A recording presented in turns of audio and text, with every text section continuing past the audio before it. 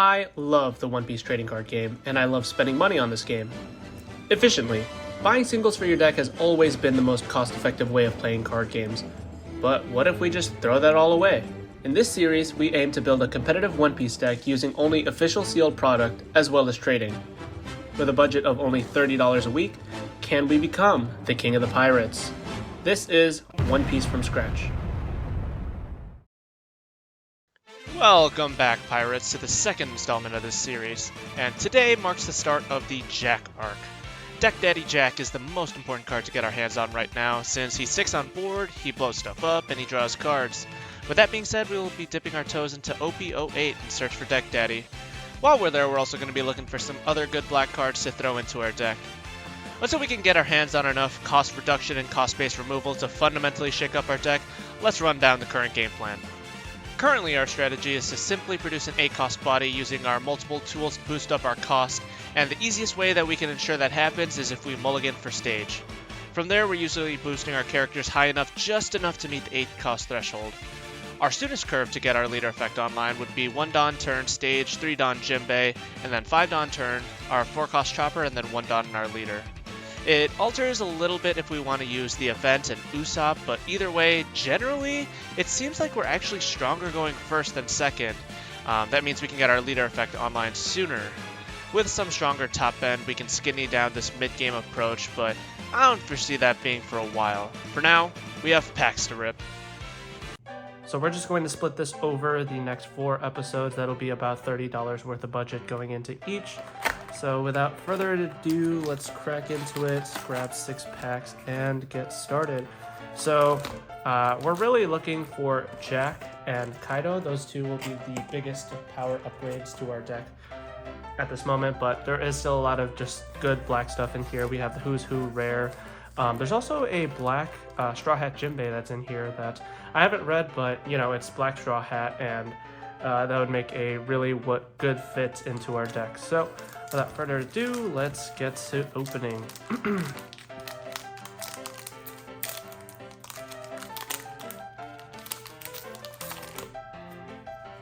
Square it off, because we actually can use a lot of the commons from this set. Speed Jill, the Bird, BB. Jin Rummy, on play, if your opponent has a character with cost 0, draw 2 cards, trash 2 cards from your hand. We still don't have a whole lot of cost minus, so probably not going to play this, but you know, we can play it. 4-cost ulti, I'd rather play the Chopper since it's also Jagged Straw Hat, but we'll keep this in the back as well. The Shark, Kuromarimo, Sweet Pea, Munch Munch Mutation, Charlotte Brûlée, and Dr. Kreha, very nice, and Katakuri. I do want to build the Zoo Zoro deck at some point, so that Kreha will be cool for that, but nothing usable for this. Okay, we got Perospero, Cracker, Bucklin, I'd Never Shoot You, Giovanni, Peckham's, Baron Tamago, Charlotte Custard, Edward Weevil, S-Shark, Sasaki. Activate main, rest 1 of your Dawn, and you may rest this character. Give one of your opponent's characters -2 cost during this turn. And it's a 2K, so this is definitely going to go into the deck. That is awesome. And we have an S-Snake, so this will be trade bait. We'll put those off to the side. Why don't we do that? That's a little bit better. Okay. Awesome, that was a really good pack. Next pack. Oh. Unfortunately, not in the slots that we want it, but hey, at least now we can branch off into another leader. Shishilian, Mont Blanc Crickets, Hamlet. Play 1 Smile type character with a cost of 2 or less from your trash. Unfortunately, we don't have any Smile. Are you a Smile? Okay, so this one's a Smile, but not going to be very useful, but it is a black card that we can play. Moby Dick. Onion Bear. People's dreams don't ever end. Trash 1 card from the top of your deck. If the trash card has a cost of 6 or more, up to one of your leader characters gains plus 5,000. Very high rolly. The trigger is play up to 1 black character with cost 3 or less from your trash. Again, another card that we can play. Will we? Probably not. It seems very high rolly, especially since we can't stack our deck, but whatever. Kalgara, Duval. Up to one of your characters gains cost 1 until the end of your opponent's next turn. That's an on-play 2K. You know what that means. Definitely going in. Milky, Kalgara. So, are we already gonna start to seal Kalgara? Just kidding. We can't. I don't think we even have 50 yellow cards, so that's a no. Thank you for loving me. And Urlik. Okay. So we're already getting buffed on some 2Ks. Still looking for Jack, still looking for trade baits, Kaidos, anything really. Okay, it looks like we're gonna have another leader because I don't know how to square off cards before opening them. 20 Doctors. Biscuit Warrior, Miyagi, Ushuru. You can't take our king this early in the game. Ulti, another card we already talked about. Kuro Marimimo, Charlotte Katakuri, Garchu, King. Okay, so technically we can play King. Are we gonna play King? Probably not. Zoe, I didn't know this was a rare. That looks pretty cool. That's the first time I got this. And Wanda. Okay.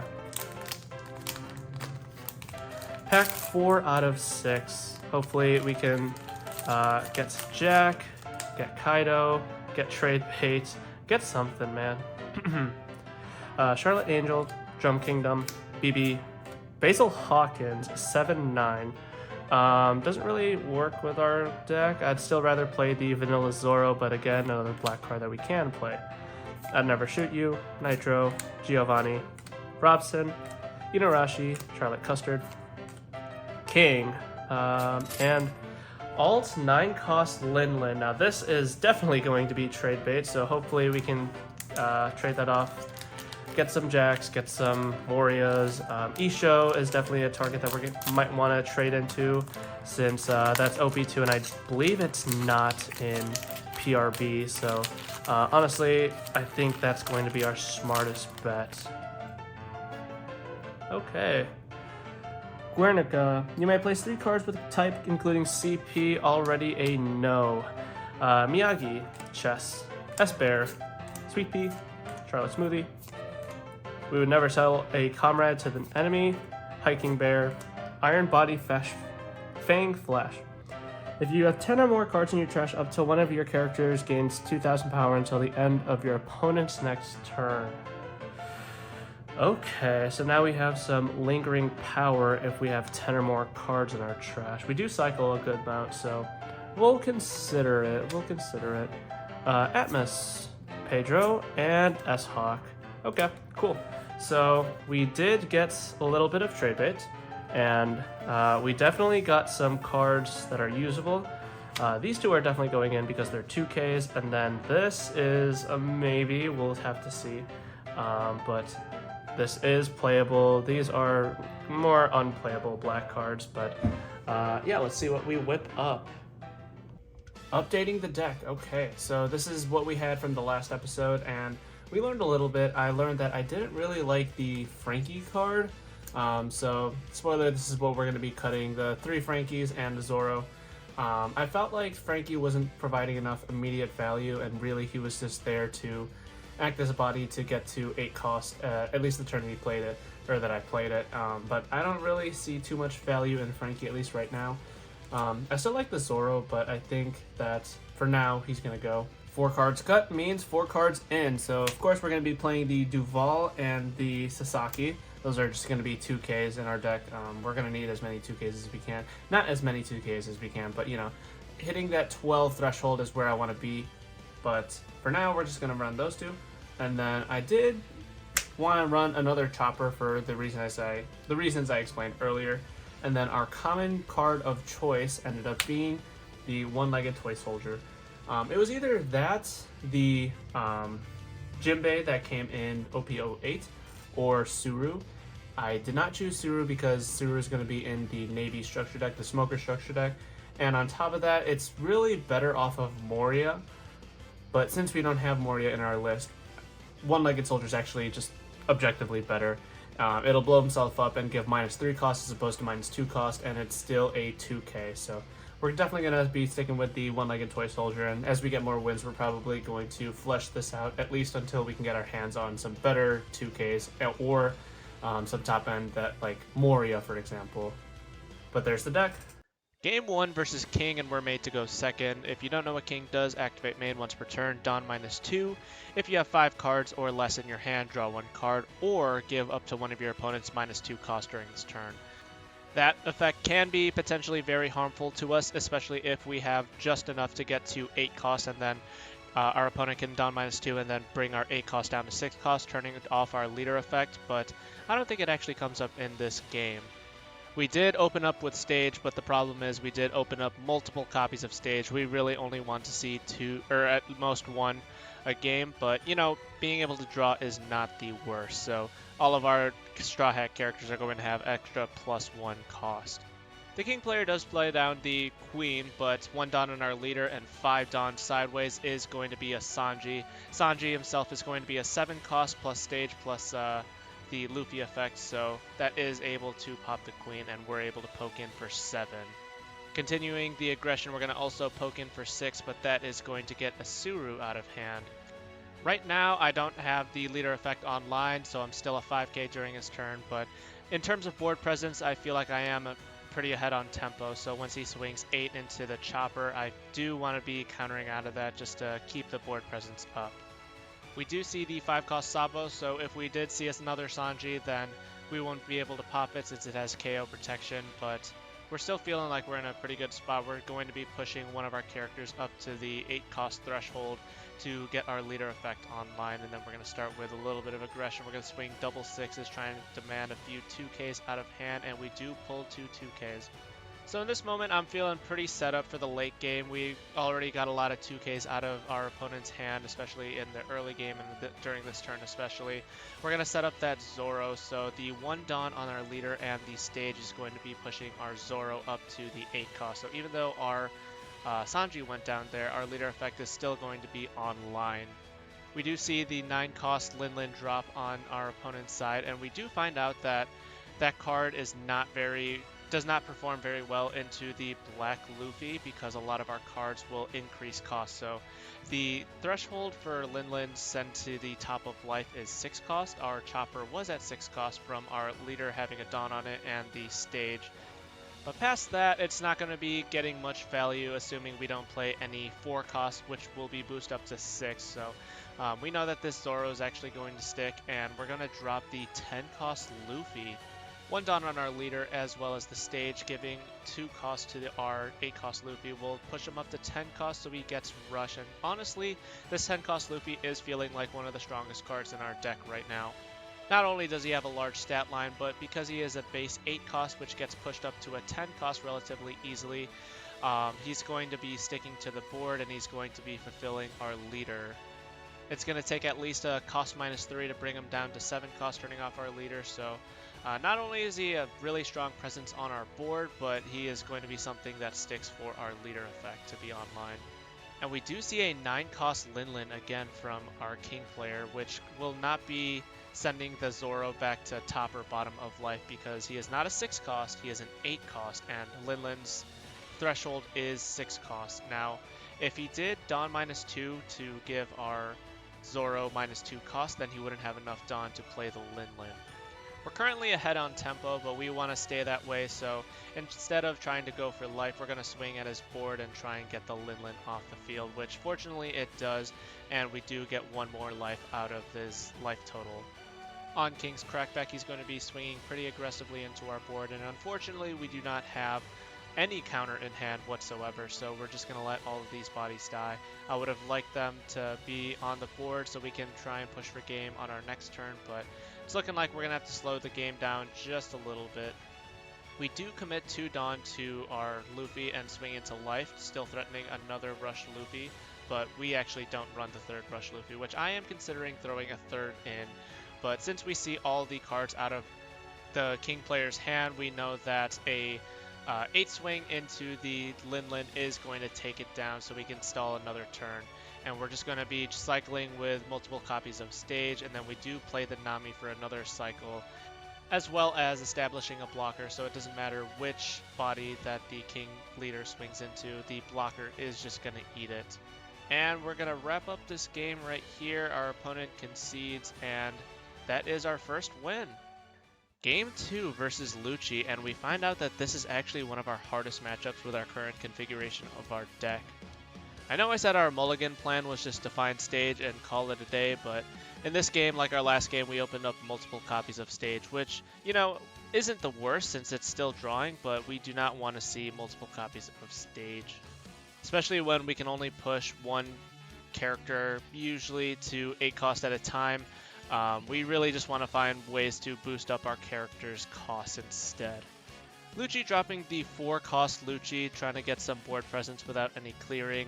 And when it comes back to us, we're going to drop the chopper and boost it up with a Hurry Dust to get it to 8 cost. And now we see why this is actually a terrible matchup.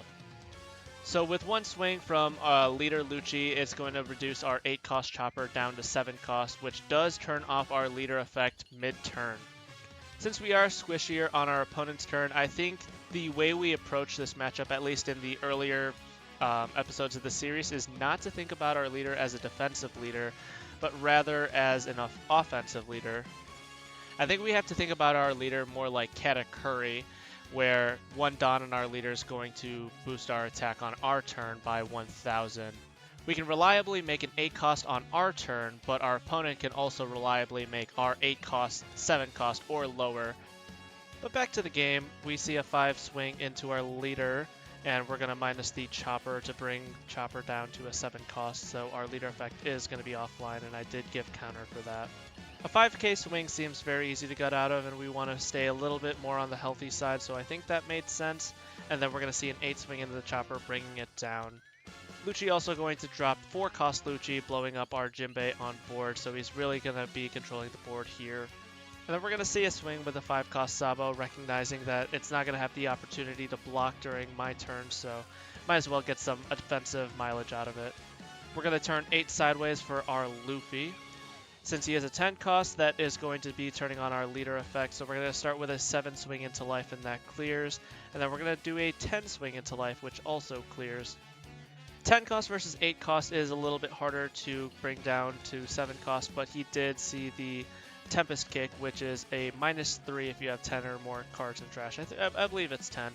So he is able to actually break our leader effect there. And then applying more cost minus to our Luffy, he is actually just going to play Lucci and then pop our Luffy, which is very unfortunate. He's picking up way too much tempo for me to come back from, so in reality here we're kind of just grasping for straws. We did draw the Nami, so we're going to rest 3 and play the Nami. And we actually don't have much else going on. We're going to do a 3 or an 8 swing, not 9, because our leader effect is not online. And then we're going to be playing another Nami. We're kind of hoping that we make it back to our crackback and see a 10 cost Luffy. That realistically is the only way we come back from this, but the chances of that happening are very grim. One of our blocker Namis does go down with the first swing, and then the second 7k swing is going to take the life. Thankfully, that was a 1k counter, so another 7k swing is just going to get a 2k, 1k out of hand. A 9k swing is going to be eaten by the Nami, and then that's just the rest of the Dawn on the Sabo swing, and that's game. We're currently 1-1 going into round 3. You got a kid? Useless. It's risky, but I think it's a good risky. Oh my god, I saw red in the back. You know how toxic that is? I hate you so fucking much. No black cards? Are you kidding me? Oh wait, black's not even in this set. Oh, is that why you picked it? Yeah. Oh, you asshole! So that was our tournament organizer, Grant, doing a little bit of lighthearted trolling. That was our entry pack for the night, and he did strategically pick set 1 because that does not have any black cards in it. Joke's on him, though. I did get a Rad Beam out of there, which is holding a little bit of value. That's going to be going straight into the trade binder. Regardless, round 3 we are going against Reiju, and we are going first. Considering this matchup from a glance, there's no cost minus shenanigans, so all of our 8 costs are going to stay as 8 costs, and our leader effect is going to be live during our opponent's turn. And I don't think Reiju runs any bit of removal. Reiju can be very aggressive, especially in the early to mid game if they can see Ichiji. but we are also playing a lot of cost increasers, so especially in the mid game, we're going to be able to get our leader effect online to reduce a little bit of the aggression. Outside of EGG, there's a lot of 5k bodies. I'm thinking of Porsche, I'm thinking of Reiju, so a lot of those 5s needing another Dawn to swing into a 6k leader is pretty advantageous for us. Additionally, since Reiju is going to be Dawn minusing very aggressively, that means they're not going to have a whole lot of extra Dawn to be committing to their characters to be able to swing into our leader. So in terms of a defensive standpoint, we should be good as long as we're controlling the board with items like our Sanji, then we should be in a good spot. Coming back to the game though, we have stage live, so 1 Dawn on our leader, plus the Jinbei will push our chopper up to an 8 cost, so we are a 6k on our opponent's turn. Our Reiju player trying to find the last few pieces that he needs to get all of the Power Rangers into Graveyard. We did see the EGG just get added to hand from the stage, I believe it was, and we do see the green one, the blocker, as well as Reiju on the field, and there was a blue in the graveyard. Whoa, whoa, sudden jump in the mic quality. Amazon Prime got my mic shipment a day late, and I was planning to record it with the new mic, but well, we're just gonna have a sudden spike in the quality starting from this point onwards. Anyways, back to the game. Here's a play that I wasn't too sure about when I made it.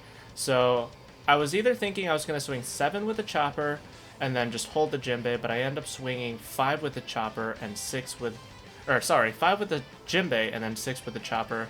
The thought process was, well, if I'm gonna demand a 2k, 1k, maybe one of these could still take a life, even though the Jinbei is probably going to go down on the clapback.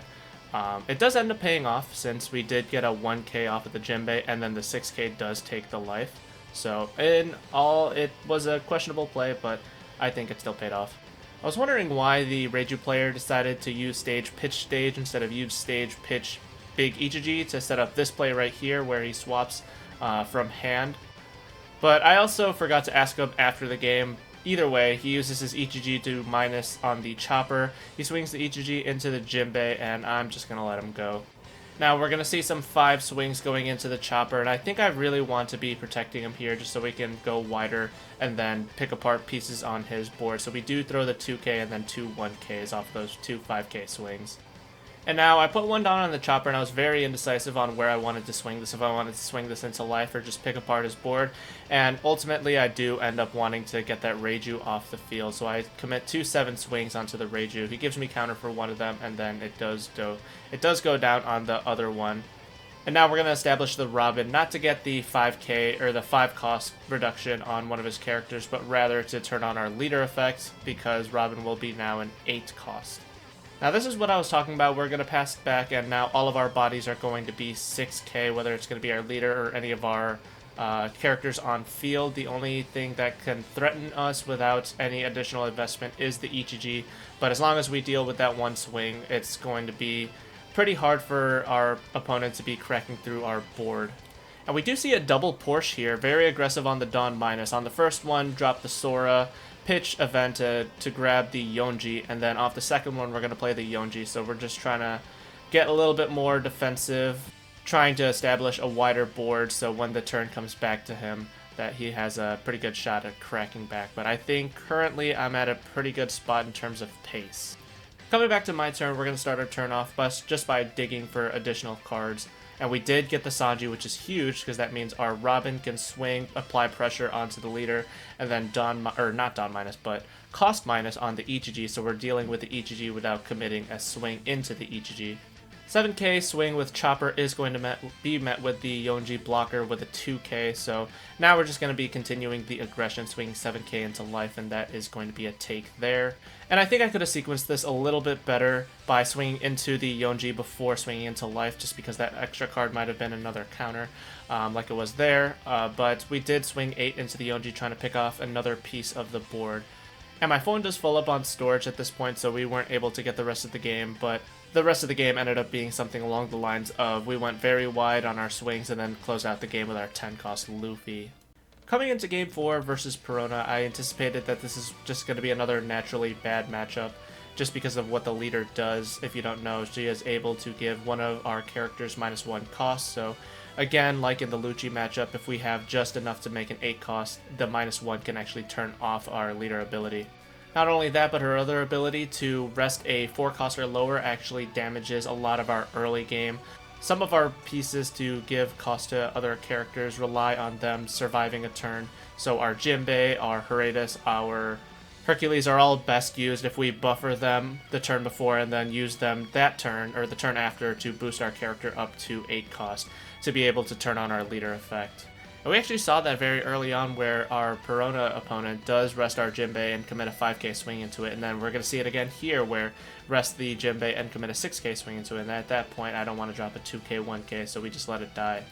And we're going to try and approach this like we tried approaching the Lucci matchup earlier, where we're not going to be as defensive as we want to be on our opponent's turn, so instead we're going to use that leader effect to produce more aggression. So right after this swing, we're going to see me drop the 6-drop Nico Robin, 1 down on our leader, and Stage is going to be pushing it up to an 8 cost, so we're going to use that to swing 7k into our leader, and that is going to be a take. We actually see a misplay from our opponent here. I don't think he realizes that he can use his leader effect to turn our Nico Robin into a 7 cost, turning off our leader effect, so he just swings a 7 into our 6k leader. But we do see the Moria drop, and there's not a whole lot in his graveyard to be utilizing, so that is just going to be Moria into Borsalino. Continuing our aggression, we're going to swing 7k into life and then target that Moria to give -5, and then we're going to be swinging 6k and then 7k with our leader. And we're actually able to use that cost -5 this turn. We're going to drop 5-drop Sanji and KO the Moria, so we're able to continue our aggression while dealing with our opponent's board. And then we drop the 3-drop Usopp here, which cannot be targeted by our opponent's leader effect because he has a 5 cost right now. You had a 6 week. Multiples. That wasn't a whiff, but multiples. The card I've been looking for the entire thing that makes my entire deck run, all of them were just in that search. So that was a little funny interaction right there. He was looking for the 4-cost Ryuma, which really would have been very strong in the early game, being able to rest stuff like our Jinbeis, and instead of committing swings to it, just instead using that Ryuma to be able to pop them instead. It's a little less useful in the late game since all of our characters are going to be boosted up by our leader effect as well as our stage. As long as we didn't have them online during the early game, they would have been valid targets, but here the only thing that could have been removed is the Usopp if the leader effect was used to give -1 to the Usopp and then Ryuma KO Usopp, but even then I don't think that's as strong. And we actually saw that here, and I'm not sure that our opponent actually saw that line of play. Instead, they dropped the Tsuru from hand to be able to give -2 cost to the Usopp, and then commit the Ryuma to KO the Usopp. And then back to us, it's just going to be a numbers game, 0 life, and then 1 blocker, and GG's. So we finished the day at 3-1, putting our total record to 4-3, meaning that next week we'll be able to claim 2 commons and a rare. I'm surprised to see our deck doing this well just off of 2 structure decks and a few other add-ons, so I have a lot of hope for the immediate future of the series. We learned a glaring weakness of our deck in that we only have enough to boost a character to 8 cost, which is not enough to cut it in the black matchups. Knowing that, we really need to get our hands on some actual top end. Jeez, I wish we had a trade lined up.